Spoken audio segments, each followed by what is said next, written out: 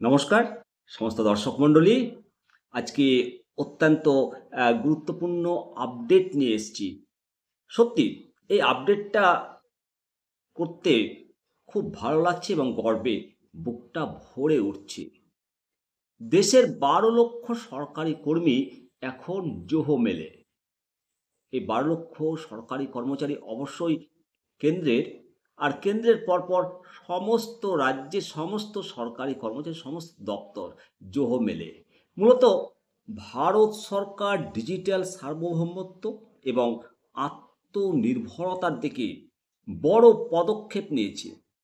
সাম্প্রতিক একটি রিপোর্ট অনুযায়ী প্রায় ১২ লক্ষ কেন্দ্রীয় সরকারি কর্মচারী তাদের অফিসিয়াল ইমেল পরিষেবার জন্য গুগল এবং মাইক্রোসফটের মতো বিদেশি প্ল্যাটফর্ম ছেড়ে চেন্নাই ভিত্তিক সংস্থা জোহো এর প্ল্যাটফর্মে স্থানান্তরিত হয়েছে।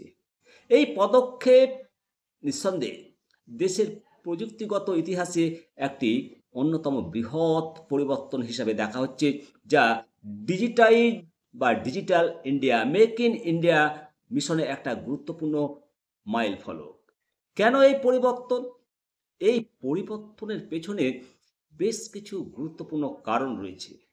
সরকারের উদ্দেশ্য হলো বিদেশি প্রযুক্তির ওপর নির্ভরতা কমানো এবং দেশের নিজস্ব সফটওয়্যার ইকোসিস্টেমকে শক্তিশালী করা। এর মাধ্যমে ডেটা সুরক্ষা এবং ডিজিটাল সার্বভৌমত্ব নিশ্চিত করা সম্ভব হবে। ডেটা সুরক্ষা: বিদেশি সার্ভারের সরকারি তথ্য থাকা মানে ডেটা ফাঁসের একটা ঝুঁকি তো থেকেই যায়। জোহোর মতো দেশীয় প্ল্যাটফর্মে ডেটা থাকলে তা ভারতীয় আইন এবং সুরক্ষা ব্যবস্থার অধীনে থাকবে, যা তথ্যের গোপনীয়তা এবং সুরক্ষা বাড়াতে সাহায্য করবে। বিদেশি সংস্থাগুলোর ওপর নির্ভরতা দেশের তথ্য পরিকাঠামোকে দুর্বল করতে পারে।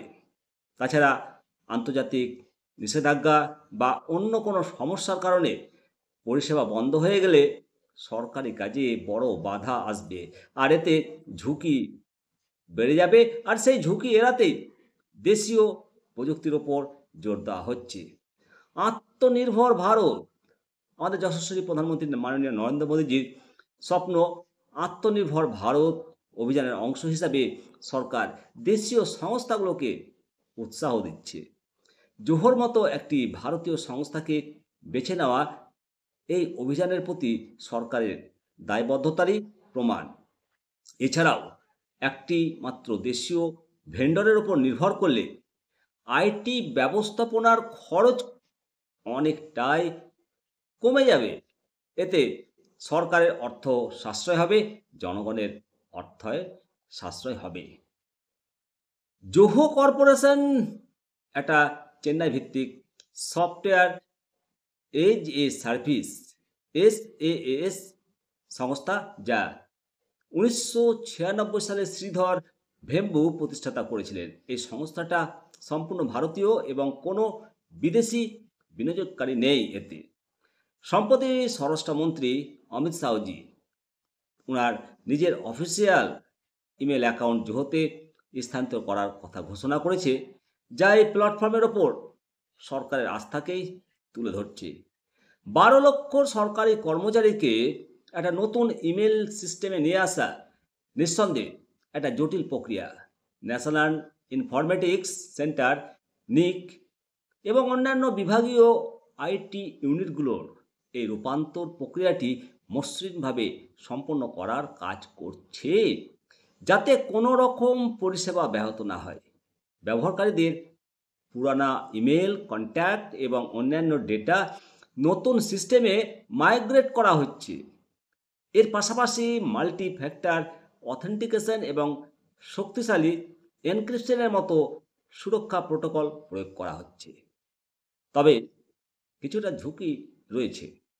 একটিমাত্র সংস্থার ওপর সম্পূর্ণ নির্ভরতা পরিষেবা বিভ্রাট বা সাইবার আক্রমণের ঝুঁকি বাড়িয়ে তুলতে পারে। এই কারণে জোহোর ডেটা হ্যান্ডেলিং এবং সুরক্ষা ব্যবস্থা নিয়ে স্বচ্ছতার প্রয়োজন রয়েছে বলে মনে করছেন বিশেষজ্ঞ মহল। সব মিলিয়ে এই পদক্ষেপ ভারতের ডিজিটাল পরিকাঠামোকে মজবুত করার এক বলিষ্ঠ প্রয়াস। এটি কেবল বিদেশি প্রযুক্তির ওপর নির্ভরতা কমাবে না, বরং দেশের তথ্যকে সুরক্ষিত করে রাখতে ডিজিটাল আত্মনির্ভরতার একটা নতুন দিগন্ত উন্মোচন করছে। অবশ্যই সমস্ত দর্শক মণ্ডলী, এই যে পদক্ষেপ, নতুন ইমেল, নতুন নাম, জোহো, জোহো মেল, অবশ্যই আমরা সবাই ব্যবহার করব। দেশীয় প্রযুক্তি মানে আমার নিজের প্রযুক্তি। ভালো থাকবেন। অবশ্যই আপনাদের মতামত জানাবেন।